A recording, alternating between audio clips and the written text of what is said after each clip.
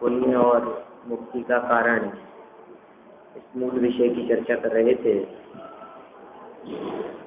मुक्ति का कारण निश्चित रूप से पाप और पुण्य से भिन्न है। पाप तो मुक्ति का कारण है ही नहीं, हर व्यक्ति इस बात को स्वीकार करता है, लेकिन पुण्य भी मुक्ति का कारण नहीं है। जब यह बात कही जाती है तो यह बात सबके गले नहीं उतरती, लेकिन जब ऐसे दिगंबर आचार्यों की मूल पंक्तियां पढ़ते हैं तो हमारे हृदय में वो बात बैठने के कुछ चांस लगते हैं कि सच्ची बात हमारे हृदय में बैठ जाए, ये बात हमारे हृदय में उतर जाए कि वास्तव में सच्चाई क्या है। एक से अनुकूलताएं मिलेगी और दूसरे से प्रतिकूलताएं मिलेगी। अनुकूलताएं और प्रतिकूलताएं दोनों ही संसार में ही है। मुक्ति में तो अनुकूलताएं भी नहीं है और प्रतिकूलता भी नहीं है। यहाँ ठंडी हवा हमें अच्छी लगती है, लेकिन सिद्धों के लिए वो ठंडी हवा, शीतल छाव तो किस काम की है? शरीर ही नहीं। जब सिद्धों के सिद्ध परमात्मा की शरीर ही नहीं है तो अच्छा भोजन उनके लिए क्या काम आएगा? पुण्य के उदय से अच्छा भोजन मिलता है, लेकिन सिद्धों को तो भोजन ही नहीं करना है। पुण्य के उदय से सुंदर शरीर मिलता है, लेकिन उनको तो शरीर ही नहीं है। पुण्य के उदय से भूख प्यास नहीं लगती, सर्दी गर्मी नहीं लगती। पुण्य के उदय से अच्छा महल मकान मिलता है, गाड़ी वाड़ी मिलती है, लेकिन सिद्धों को तो कहीं जाना ही नहीं है। क्या करेंगे गाड़ी का? तो आपको कहीं जाना हो तो गाड़ी की उपयोगिता है, और जिसको कहीं न जाना हो वो गाड़ी का क्या करें? आज भी दुनिया में ऐसे लोग बहुत दिखते हैं जिनके पास में बहुत पैसा है लेकिन गाड़ी नहीं है, और जब उनसे कहते हैं कि आप ये गाड़ी क्यों नहीं ले लेते हो, तो कहते हमें कहीं जाना ही नहीं, क्या करेंगे, ले खड़ी रहेगी। उन्होंने आखिरी बार एक बार गाड़ी काम में ली, सीधी साथ राजू चली गई ऊपर, उसके बाद में गाड़ी काम में ली। अब जरूरत ही नहीं। तो पुण्य के उदय से जो सामग्रियां मिलती है, उन सामग्रियों की किंचित भी आवश्यकता और किंचित भी उपयोगिता उस सिद्ध दशा में नहीं है। इसलिए जिसके फल से अनुकूलताएं मिलती हो उसकी भी जरूरत नहीं है।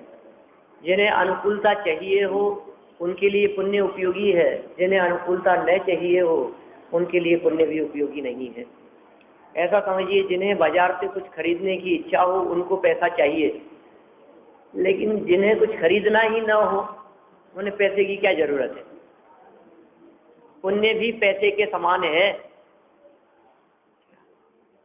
जिस तरह बाह्य में जितना पैसा खर्च करते हैं वैसी सामग्री हमारे को मिलती है, ठीक उसी प्रकार अंदर में जितना जिसका पुण्य खर्च होता है उसे बाहर में वैसी सामग्री मिलती है। खर्च होता है उसके लिए। यहाँ मुफ्त में कुछ नहीं मिलता, खर्च करना पड़ता है। लोगों को ऐसा लगता है कई बार, किसी व्यक्ति के तीव्र पुण्य योग से यदि समझ लीजिए कोई लॉटरी निकल जाए, बिना मेहनत करते हुए ही कोई चीज एकदम उसे प्राप्त हो जाए, कुछ नहीं किया था और एकदम ही पता नहीं क्या हुआ, ये तो गजब ही है, मुफ्त में मिल गया इसको। तो आचार्य देव ये कहना चाहते हैं कि दुनिया में मुफ्त कुछ भी नहीं होता। जिसे आप मुफ्त कह रहे हैं उसे प्राप्त करने के लिए भी इसके अंदर में जो पुण्य का बैलेंस था वो बैलेंस कम हुआ है, क्योंकि कर्म के उदय के बिना नहीं होती है। आपके उदय से निकल गई गाड़ी, मारुति निकल गई, चलो तो कैसा लगता है? ये तो कुछ नहीं किया था हमने, तो बस एक टिकट लिया था,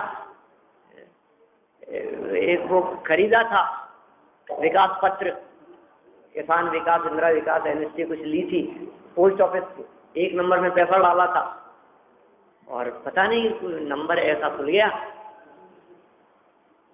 खुद को भी लगता है मुफ्त में आ गया और दूसरों को भी लगता है मुफ्त में आ गया, लेकिन भाई वस्तु स्थिति यह है कि होता ही नहीं है।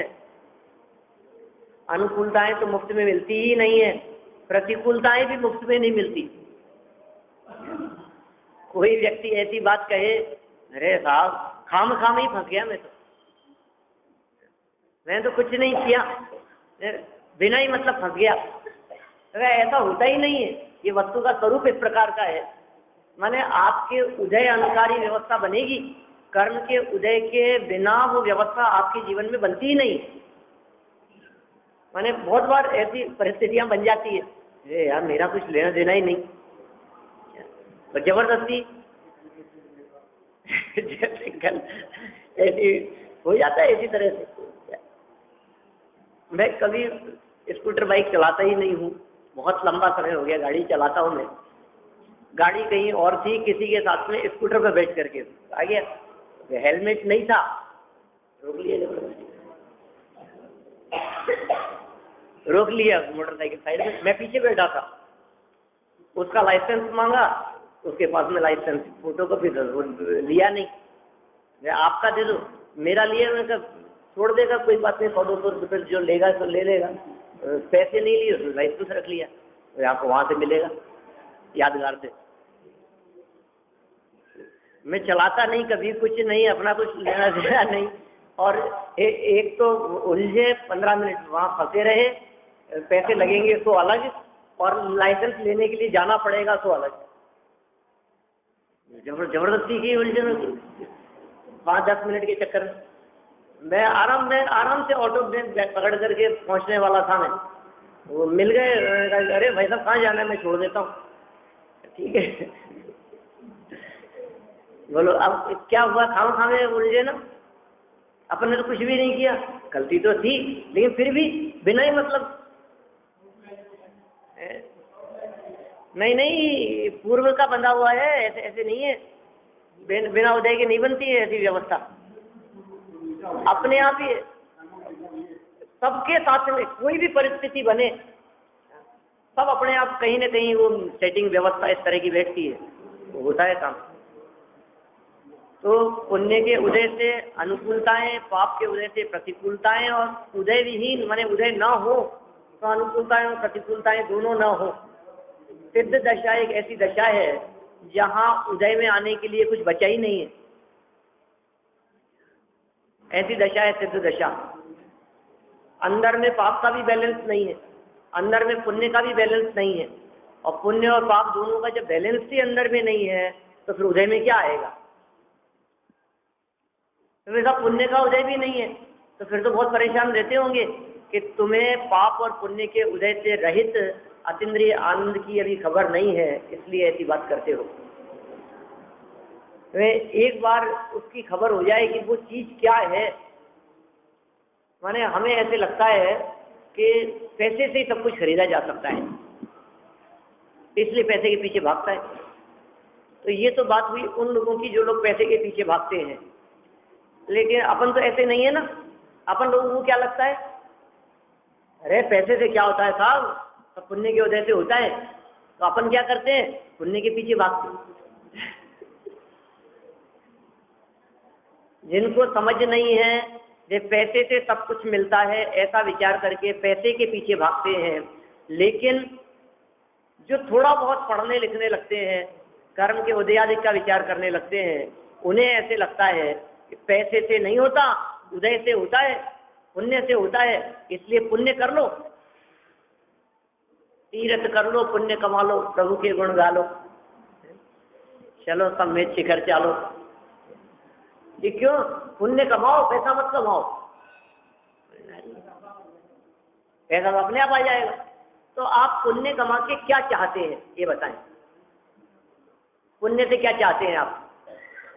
पुण्य से वैभव चाहते हैं ना, पुण्य से संपत्ति चाहते हैं ना। पुण्य किस लिए चाहिए आपको? अच्छा हम आपसे पूछते हैं पैसा आपको किस लिए चाहिए, तो आप क्या कहेंगे, पैसा इसलिए। अरे साहब पैसे की तो कितनी बात बतलाएं आपको, पैसे से तो क्या क्या नहीं मिलता है हमारे को, जो चाहो वो खरीद लाओ, पैसा जेब में होना चाहिए। कोई भी चीज खरीद सकते हैं अपन पैसे से। तो अपने को क्या लगता है, पुण्य का उदय नहीं, पैसा यदि जेब में हो तो सब कुछ खरीदा जा सकता है। ऐसे ही पुण्य का उदय हो तो क्या मिलेगा आपको कि पुण्य के उदय से सांसारिक सुख मिलेंगे, अनुकूलताएं मिलेगी, सब कुछ। पुण्य का उदय होता है ना तो आप मुंह से बोलो वो चीज सामने आ जाती है। भोग भूमि में क्या होता है, और इतने पुण्यशाली जीव होते हैं भोग भूमि के कि उन जीवों के जबान से कोई बात निकल जाए तो वो चीज, वो पदार्थ कल्प वृक्ष से उनके सामने आ जाता है। 10 प्रकार के कल्प वृक्ष होते हैं, जो बोलो वो सामने, कुछ भी बोल दो आप, जो आप बोलोगे वो चीज सामने आ जाएगी। आईफोन सामने, एक अच्छा सा लैपटॉप लो सामने, एक गाड़ी तो चाहिए, और 2-5 लाख की नहीं, कोई 70-80 लाख की हो, अरे ये सामने खड़ी है।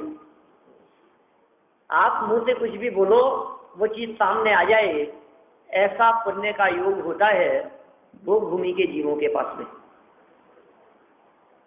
तो इसका मतलब पुण्य के उदय से सब चीजें मिल जाती है, सब चीजें तो मिल जाती है, लेकिन फिर भी यदि संतुष्टि न हो, पुण्य का उदय सामग्री दिला सकता है, संतोष नहीं। सामग्री मिल जाएगी, पदार्थ मिल जाएंगे, वस्तुएं मिल जाएगी, अनुकूलताएं मिल जाएगी, लेकिन जो अंदर में संतोष होना चाहिए वो कैसे मिलेगा? वो तो पुरुषार्थ का काम है। हृदय की संतुष्टि के लिए, अंतरंग की संतुष्टि के लिए, अतीन्द्रिय आनंद के रसास्वादन के लिए, और वो जो सच्चा सुख है जो संतुष्टि में है, सुख पावे संतोषी प्राणी, वो सुख जो हमारे पास में है, वो सुख, वो चैन की नींद जो फुटपाथ पर एक आदमी ठंडी हवा में सोता है, शायद वैसी चैन की नींद बिरला, टाटा, अंबानी भी नहीं सोते हो।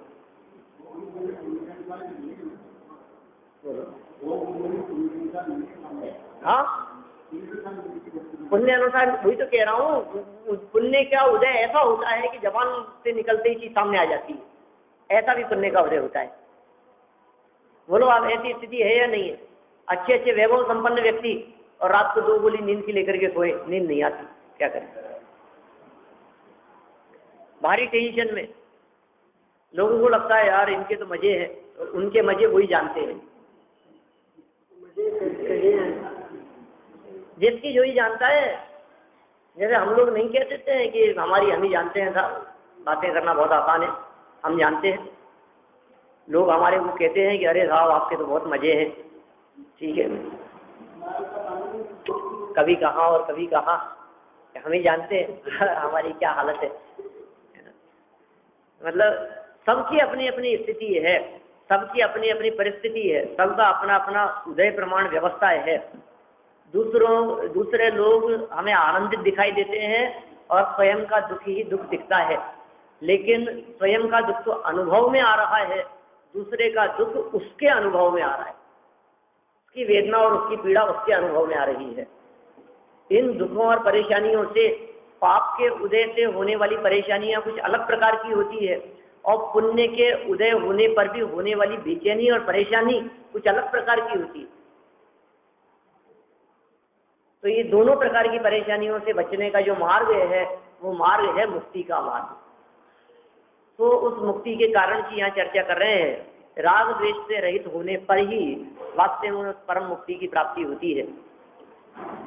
द्वेष और राग, अनुराग और द्वेष, ये दोनों ही पुण्य बांधने में भी समर्थ हैं, और अनुराग और द्वेष ये दोनों ही पाप बांधने में भी समर्थ हैं। तो राग और द्वेष दोनों से ही पुण्य भी बनता है, राग और द्वेष दोनों से ही पाप भी बनता है। तो सरल शब्दों में ये बात कही जा सकती है कि राग द्वेष से पुण्य पाप कर्म का बंधन होता है, या राग द्वेष से कर्म का बंधन होता है, ये स्पष्ट कहा जा सकता है। तो जिन्हें कर्म का बंधन न करना हो वे राग द्वेष न करें। तो रमन जी ने कहा ना, जिन्हें बंधन न करना हो वे कषाय न करें। यही चोडरमल जी बात कह रहे हैं, राग द्वेष का दूसरा नाम कषाय है, घोषणा प्रकाशक में लिखा। और यहाँ कह रहे हैं कि जिन्हें बंधन न करना हो, पुण्य पाप कर्म न बांधने हो, पुण्य पाप कर्म दोनों से मुक्त होना हो, दोनों से फ्री होना हो, पाप और पुण्य दोनों से परम मुक्ति जिसे सिद्ध दशा कहते हैं, जैसे शाश्वत मुक्ति कहते हैं, जैसे शाश्वत आनंद कहते हैं, परम उत्कृष्ट आनंद रूप वो सिद्ध दशा यदि जिसे आपको प्राप्त करनी होवे, वो व्यक्ति इसके लिए प्रयास करे, राग द्वेष का अभाव करने के लिए प्रयास करे, मोह का नाश करने का प्रयास करे। मंद मोह और तीव्र मोह, दोनों ही प्रकार का मोह खतरनाक है, दोनों ही प्रकार का मोह हमारे लिए दुख का ही कारण है। ऐसा जानकर जो मोह का त्याग करने का प्रयास करते हैं वे वास्तव में सच्चे धर्मात्मा हैं। सिद्ध दशा में हमारे को आनंद नहीं दिखता, वहाँ क्या आनंद है? ये सब टीवी देखने को मिलेगा क्या सिद्ध दशा में? सिद्ध भगवान को तो नहीं मिलता है ना। यदि कहीं कुछ घूमने फिरने का यदि मन हो, मौसम अच्छा हो रहा है, थोड़ा घूमने की इच्छा हो, तो सिद्ध भगवान घूम सकते? कोई नहीं, बिल्कुल एक जगह जहाँ बैठे हैं वहीं बैठे रहेंगे। और कदाचित उनका मन हो जाए कि चलो अपने किसी से मिल आते हैं, मध्य लोक में चला है, किसी से हालचाल पूछ ले, में किसी से बात करें, कुछ भी नहीं है वहां पे। किसी से बोलना नहीं, किसी से बात नहीं करना, कहीं जाना आना नहीं, बाहरी किसी प्रकार की अनुकूलता नहीं। क्या है वहां सिद्ध दशा में? क्यों चाहते हैं आप ऐसी सिद्ध दशा को? ये राग द्वेष है, तब तक हमारे पास में सब कुछ है, और राग द्वेष नहीं है तो फिर कुछ नहीं है, फिर सब खत्म है। सारा खेल ही राग द्वेष का है। संसार दशा राग द्वेष के कारण है, और राग द्वेष न हुए तो संसार दशा भी नहीं है, सारा वैलेंस खत्म। मैंने पंडित साहब एक बहुत सुंदर बात कहा करते थे, संतोष जी झांझरी जी साहब, वो कहते थे कि ये संसार में रहने का किराया है। राग द्वेष और दशाएं आदि जो है, ये मिथ्यात्वादी परिणाम, ये सब संसार में रहने का किराया है।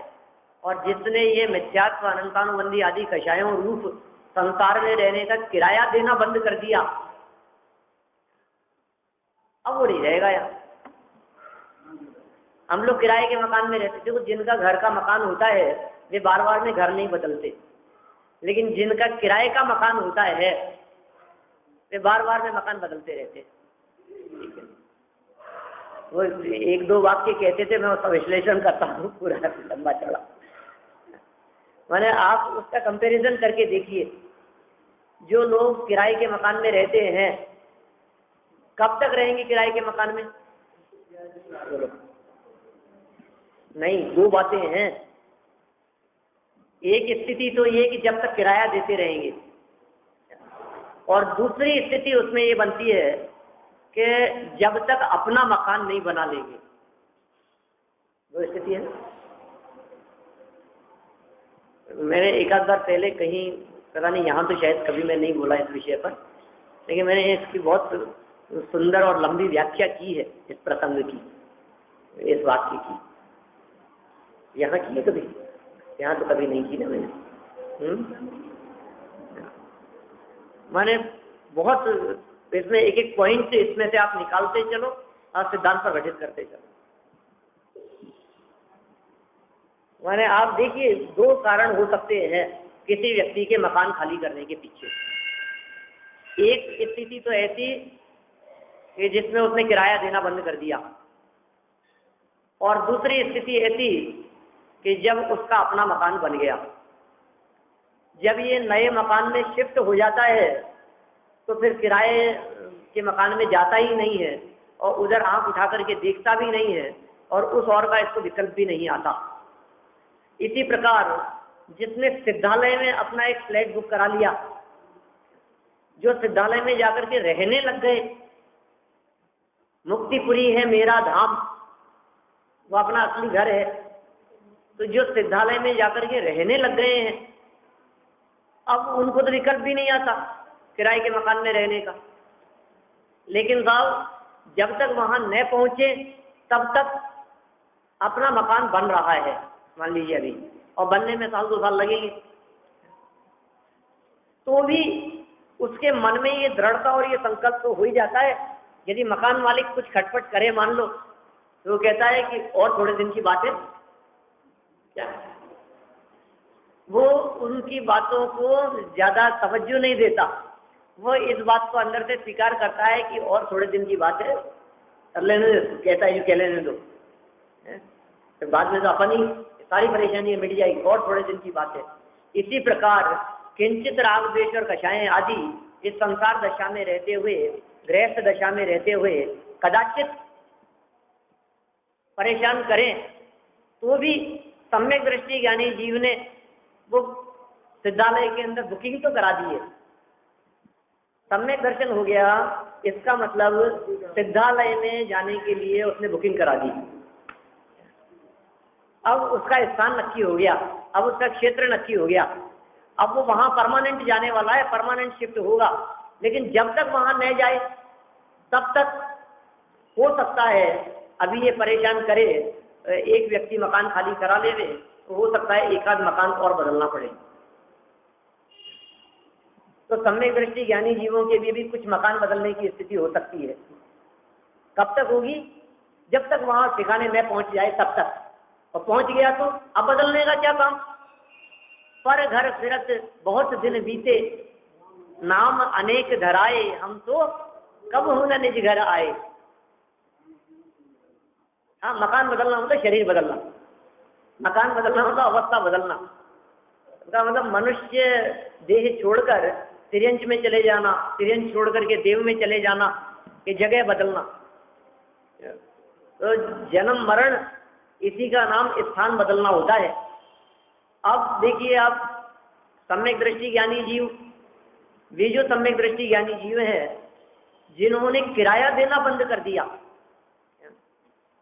एक स्थिति यह होती है कि फिर उनको मकान में रहने नहीं दिया जाता है। मिथ्यात्व, अज्ञान आदि जो है ये सब संसार में रहने का किराया है।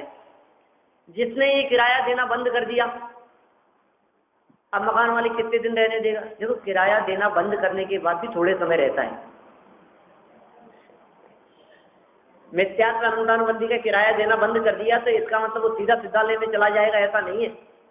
किराया देना बंद करने के बाद भी मकान मालिक थोड़े दिन इंतजार करता है, थोड़े दिन देखता है कि हाँ भाई अब दे देगा, कल दे देगा, परसों दे देगा, 15 दिन, महीना भर, जितना एडवांस था ऐसा समझ लो आप। यदि उस एडवांस की अपेक्षा से बात करें तो नया किराया देना तो बंद कर दिया, लेकिन बैठे पूर्व चोर, पूर्वबद्ध जो कर रहे हैं वे जब तक उदय में आते रहेंगे, जब तक उनका बैलेंस रहेगा तब तक रह लो। आज ये हमने 3 महीने का एडवांस दे रखा है, मान लीजिए 2 महीने का एडवांस दे रखा है मकान मालिक को, किराए के मकान में रहते हैं, तो हमारे को तब तक तो नहीं निकाल सकता, तब तक तो वो संतुष्ट रह सकता है कि चलो 2 महीने का ऐसा एडवांस है हमारे पास में। मतलब किराया देना बंद कर देने के बावजूद भी 2 महीने, क्यों? क्योंकि इतना बैलेंस पहले से। ऐसे ही सम्यक दृष्टि ज्ञानी जीव ने नया किराया देना तो बंद कर दिया, लेकिन जो पहले का किराया एडवांस दिया हुआ था द्रव्य कर्मों का, वो पहले का दिया हुआ किराया, उसका क्या होगा कि वो जब खत्म हो जाएगा तब वो निकालने की बात करेगा, उससे पहले नहीं निकाल सकता है। और तब तक हम भी झका सकते हैं, खींच सकते हैं, वो भी चला सकता है बात को, चलो कोई बात नहीं, चलने दो, दे देगा कोई बात नहीं, इतना तो पैसा है ही ना अभी। और कदाचित ये भी हो सकता है कि ये कह देवे कि 2 महीने का तुम्हारा किराया है मेरे पास में जमा, इस तारीख को खाली कर देना। और जब अंदर से बैलेंस खाली हो जाता है और जब निकालने की नौबत आती है मकान से, तो दूसरी जगह भी मकान मिलना मुश्किल होता है, क्योंकि वो पूछते पहले कहाँ रहते थे, वहां से क्यों छोड़ दिया, कि छोड़ा नहीं, उन्होंने निकाल दिया, हम तो नहीं दे सकते साहब आपको मकान। बोलो, कोई देगा? आपके पास में घर के मकान है और कोई व्यक्ति आकर के कहता है कि साहब वहां से उन्होंने हमारे मकान से निकाल दिया, आपके यहाँ मिल जाएगा मकान? क्यों निकाल दिया था? कि साहब हमने किराया देना बंद कर दिया था। आपके यहाँ मिल जाएगा मकान? हमारे को पहले वाले ने निकाल दिया क्योंकि हमने उसको किराया देना बंद कर दिया था, आप दे दोगे? नहीं देंगे ना। तो जिसने किराया देना बंद कर दिया एक बार, अब उसको दूसरी जगह भी मकान नहीं मिलता है। अब तो क्या है या अब उसको संसार में कहीं ठिकाना नहीं मिलेगा। जिसने मिथ्यात्व अनंतानुबंधी को छोड़ दिया, अब तो उसको सिद्धालय में ही जगह मिलेगी, इसके अलावा कहीं जगह नहीं मिलेगी। अब कोई ऑप्शन नहीं है, अब तो एक ही ऑप्शन है, अपना घर बनाओ और वहां जाओ जैसे भी।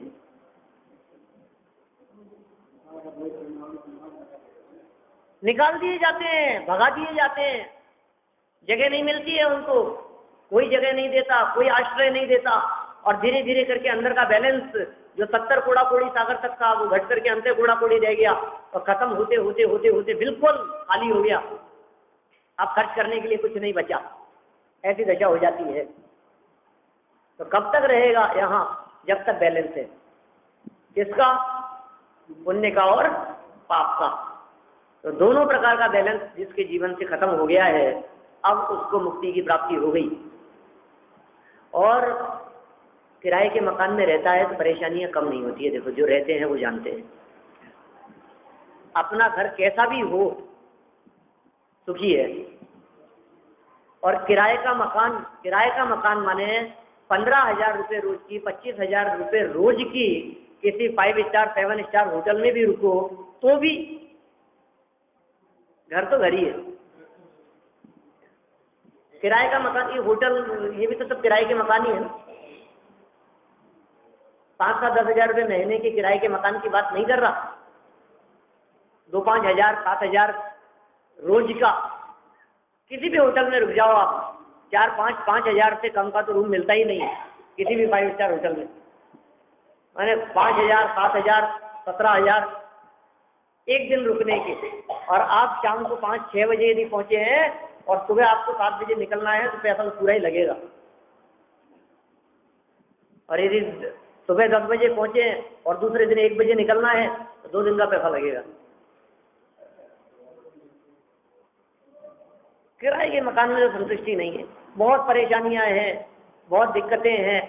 और जैसे तैसे टाइम पास करता है ये व्यक्ति, और अपने मकान में परेशानी नहीं। अपने मकान में जैसा आनंद है, अपने घर में जैसा आनंद है, बाहर रहता है, घर से बाहर निकले और परेशानियों का सिलसिला शुरू हो गया। और घर में आए और चैन की नींद। घर से बाहर, घर के अंदर आते ही तो शर्ट उतर जाता है, चैन से बैठता है सोफे पर, गद्दे पर पैर पसार करके माने घर में आते ही कितना रिलैक्स फील करता है ये व्यक्ति। और घर के बाहर जूते पहन रखे हैं, बंधे हुए हैं, पैर जकड़े हुए हैं, अलर्ट रहना पड़ता है। कैसे स्थिति होती है? घर के बाहर तो परेशानी है ना वैसा। जो आराम घर में है वो घर के बाहर नहीं है। तो जो आराम घर में रहने वालों को एक बार मिल गया, कि जिसने घर में रहने के उस आनंद को समझ लिया, जिनको उस बात पे भरोसा और श्रद्धान हो गया, वे जीव हैं सम्यक दृष्टि। और जो मिथ्या दृष्टि है, वो मिथ्या दृष्टि क्या बात करते हैं? वे कहते हैं कि अरे कितने का मकान बनेगा, 35-40 लाख के बिना तो 2 BHK मिलता नहीं है आजकल। तो इससे सस्ता तो कोई मकान नहीं है, और इतना पैसा लगाओ उसके तो ब्याज में ही उससे बढ़िया मकान मिल जाएगा। और पैसा अपना जैसे का तैसे, जो का त्यों। आज 40 लाख लगा करके यदि आप कोई मकान लेते हो, और 40 में भी अच्छा मिलता कहाँ है? क्या मकान तो मिलेगा ही नहीं। और फ्लैट मिलते हैं और नीचे से ऊपर तक बिल्डिंग में, वो पसंद नहीं आते हैं। आप सोचो कितना बढ़ गया है। अब 50 लाख का आप कोई मकान खरीदो, 50 लाख की आप FD कराओ, कितना ब्याज आएगा? 35-40 हजार रुपये महीना। इतना तो एक नंबर में आएगा ना। 50 लाख की FD कराकर 40 हजार रुपये महीना आएगा, 20 हजार रुपये महीने का शानदार मकान लो। अब 20 हजार रुपये महीना फिर भी बचता है अपने पास। मकान बनाते हैं समझदार किराए कहते हैं, कई लोग मिलते हैं। तो मैं कोई अपनी तरफ से थोड़ी ना कहता हूँ कुछ भी बात, जो देखता हूँ सुनता हूँ वही कहता हूँ। आप लोगों को लगता है ये कितना अच्छा बोलते हैं। अच्छा कुछ नहीं बोलते, हम तो सब टीप के बोलते हैं, अपना कुछ नहीं है। जो दिखता है, जो देखते हैं, जो सुनते हैं, वही तो बोलते हैं। जो लिखा हुआ है वो पढ़ करके बोलते हैं, और क्या है। तो बोलो ये कौन व्यक्ति सोचते हैं कि जिनको अपने निजी मकान में रहने के आनंद का पता नहीं है, वे इस प्रकार की बात सोचते हैं। संसार में रहने वाले सब लोगों की इसी प्रकार की दशा है, सब मिथ्यात्मियों की। उनका श्रद्धा ही उल्टा है, उनकी मान्यता ही उल्टी है, और वे ऐसा समझते हैं कि पैसा ही सब कुछ है। तो जो धर्मात्मा के वेश में दिखाई देते हैं वे सब ऐसा समझते हैं कि पुण्य ही भला है, इससे ही काम होगा। लेकिन जिनको पुण्य पाप से पार निज आत्मा की खबर हो गई है, जिन्हें उस सिद्ध दशा के आनंद की थोड़ी बहुत भी खबर लग गई है, फिर उन्हें ये संसार के सुख रूप नहीं दिखाई देते। तो वही पंक्ति की रक्त नीरस हो जात सतक्षण अक्ष विषय न सुहावे जब निज आत्म अनुभव आवे।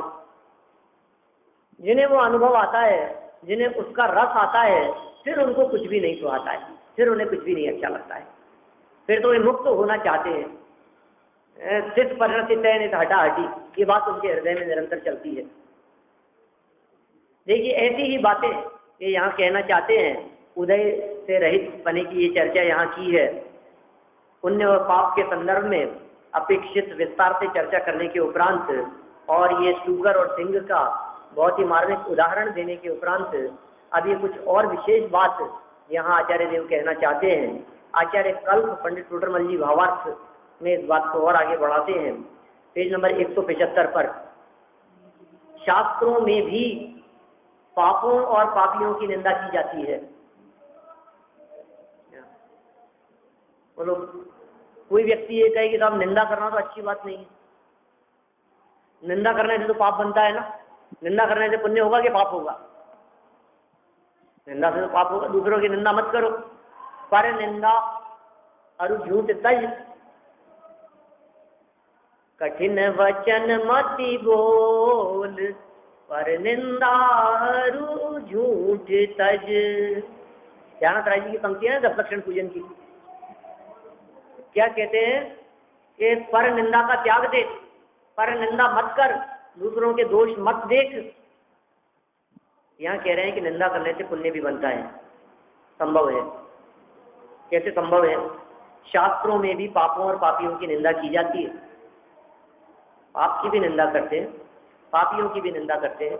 उनकी निंदा करके पाप से छुड़ाने की बात करते हैं, पाप से बचाने की बात करते हैं। इसलिए कथनचित किसी अपेक्षा से द्वेष से भी पुण्य बंध संभव है। राग से, धर्मानुराग से पुण्य बंधता है, और द्वेष से भी कथनचित किसी अपेक्षा से, हमेशा नहीं। द्वेष करना अच्छी बात तो ये नहीं कह रहे, लेकिन किसके प्रति द्वेष किया है उसके आधार पर डिपेंड करता है कि ये जीव पुण्य भी बांध सकता है। किससे द्वेष कर रहा है? गलत खान पान से द्वेष कर रहा है। किससे द्वेष कर रहा है? कि मांस मदिरा आदि खाने से द्वेष कर रहा है, ठीक है। आलू प्याज आदि जमीकन से द्वेष कर रहा है। किससे द्वेष कर रहा है? समझ में आ रही है ना बात? तो कदाचित किंचित जीवों के प्रति करुणा रख करके पुण्य भी बांध सकते हैं। इस प्रकार शुभ और अशुभ दोनों उपयोग, शुभ उपयोग भी और अशुभ उपयोग भी, ये दोनों ही प्रकार के उपयोग राग द्वेष सहित वर्तते हैं।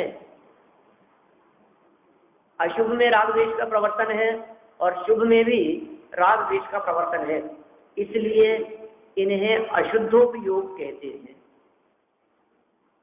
क्या कह रहे हैं? इनको अशुद्ध उपयोग कह रहे हैं। राग द्वेष दोनों को, शुभ और अशुभ दोनों को। माने देखिए, शुभ और अशुभ दोनों को यदि एक शब्द देना हो तो अशुद्ध कहते हैं, और शुद्ध अलग है। शुद्ध और अशुद्ध दो भागों में बांट दिया। शुद्ध उपयोग तो आत्मा के अवलंबन से हुआ, और अशुद्ध उपयोग के दो भेद हैं, शुभ और अशुभ। इनको अशुद्ध उपयोग कहते हैं।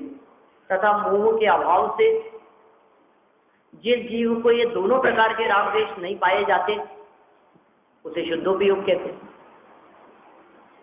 मोह का अभाव हो जाने पर, अभाव हो जाने पर, मंद नहीं, नष्ट होने पर, मोह की मंदता में इसको थोड़ा अच्छा लगता है लेकिन वो काम का नहीं है।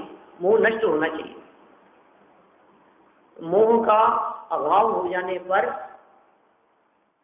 जिस जीव को ये दोनों प्रकार के राग द्वेष नहीं पाए जाते उसे शुद्धोपयोग होता है। उससे पुण्य कर्म और पाप कर्म का नाश ही होता है और नवीन बंध नहीं होता। पूर्व बंध की निर्जरा होती है। माने देखिए, शुद्धोपयोग से पुण्य और पाप का नाश होता है। अकेले पाप के नाश की बात नहीं कर रहे हैं, पुण्य का भी नाश होता है। माने इससे ज्यादा और स्पष्ट शब्दों में क्या बात कह सकते हैं? शुद्धोपयोग होता है और उससे पुण्य कर्म और पाप कर्म का नाश ही होता है। शुद्धोपयोग से कोई व्यक्ति ऐसी बात कहे कि साहब पाप का नाश तो अच्छा है लेकिन पुण्य का नाश तो ठीक नहीं है, तो उसको ये बातें ध्यान देने योग्य है कि भाई पुण्य का उदय भी नष्ट होता है, नष्ट करने योग्य है। जो चीज नष्ट करने योग्य है इसका मतलब वो भला नहीं है। जो काम ज्ञानियों के माध्यम से नष्ट किया जाता है इसका मतलब वो अच्छा नहीं है। अरहंतों के माध्यम से भी जिसका नाश कर दिया जाए इसका मतलब वो उपयोगी नहीं है, अनुपयोगी। और ये तो हम कितनी चर्चा कर चुके हैं कि सिद्ध दशा में जो अनुपयोगी है वो अनुपयोगी ही जानना, जिसकी जरूरत सिद्ध दशा में है तो उपयोगी है और जिसकी जरूरत सिद्ध दशा में नहीं है तो अनुपयोगी है। तो इस तरह जिनके राग द्वेष नहीं पाए जाते निशुद्धोपयोग होता है और उससे पुण्य कर्म और पाप कर्म का नाश ही होता है। एक तो नाश हो गया पुण्य का और पाप का, और दूसरा नया भी बंधन नहीं हुआ उस शुद्धोपयोग से। नया बंधन नहीं हुआ और पूर्व बंध की निर्जरा होती है। साहब नया तो नहीं बंधेगा लेकिन पहले के बंधे हुए कर्मों का क्या होगा? बैठे पूरब चोर भाग जाते हैं, निकल जाते हैं। तो जो पूर्व के बंधे हुए कर्म थे, पहले के बैठे हुए कर्म थे, वे कर्म भी जब निर्जरा को प्राप्त हो जाते हैं तो फिर मुक्ति की प्राप्ति होती है। देखिए, इन्होंने यहाँ विस्तार में तो उसकी चर्चा नहीं की, लेकिन हेडिंग में ये बात जरूर कही थी कि मुक्ति का कारण। और जो मूल छंद जो दिया था उस छंद में भी कहा था मुक्ति उभय बिन अपने आप। पुण्य और पाप के बिना मुक्ति अपने आप ही हो जाती है। इस तरह से कब होती है वो मुक्ति कि राग द्वेष का अभाव होने पर होती है। कब होती है वो मुक्ति? पुण्य पाप कर्म का अभाव होने पर होती है। पाप और पुण्य रूप दोनों प्रकार के परिणाम जब रुक जाते हैं, मिट जाते हैं, तब मुक्ति की प्राप्ति होती है। इस प्रकार तीन प्रकार का उपयोग ही पुण्य पाप के बंध और उन दोनों के नाश का कारण जानना चाहिए। ये तीन प्रकार के उपयोग की चर्चा जो कारण की थी ना अपन ने, पीछे एक आध छंद पहले ऐसी चर्चा आई थी जिनमें उपयोग की चर्चा की थी अपन ने। तो तीन प्रकार का जो उपयोग है, शुभ अशुभ और शुद्ध, इन तीनों प्रकार के उपयोग में से शुभ से पुण्य, अशुभ से पाप और शुद्ध से मुक्ति, इस प्रकार अपने को इन तीनों प्रकार के उपयोगों से तीन प्रकार की जो स्थितियां हैं उसे जानना चाहिए। ये प्रकरण जो अनेक दिनों से अपना यहाँ चल रहा था, ये आज एक प्रकार से संपन्नता को प्राप्त हुआ। अपन कल नया प्रकरण राग द्वेष का कारण इस विषय को चलाएंगे। तो कल शायद कोई और आए प्रवचन के लिए।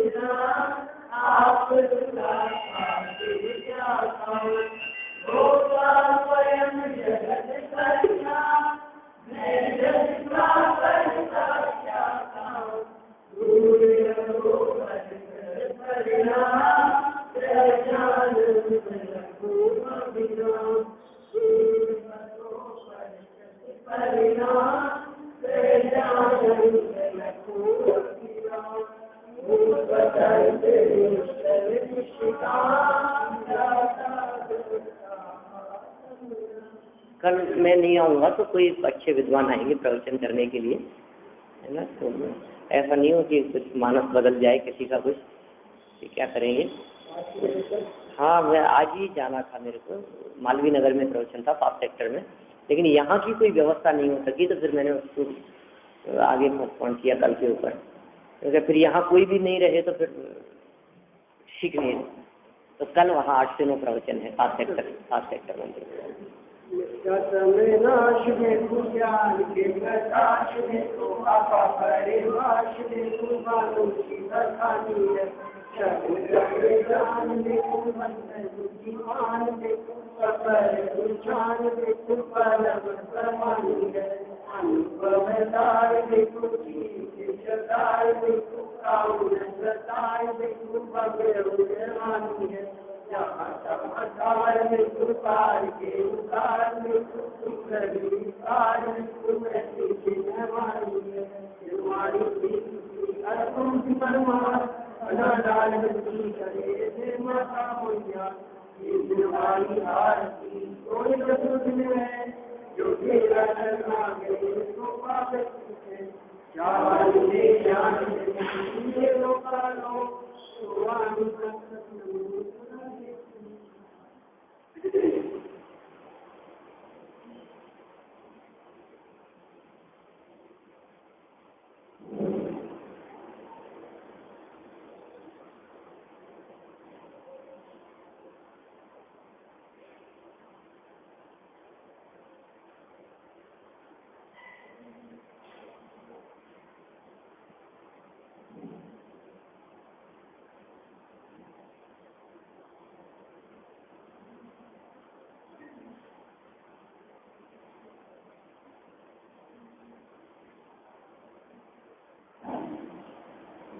शांति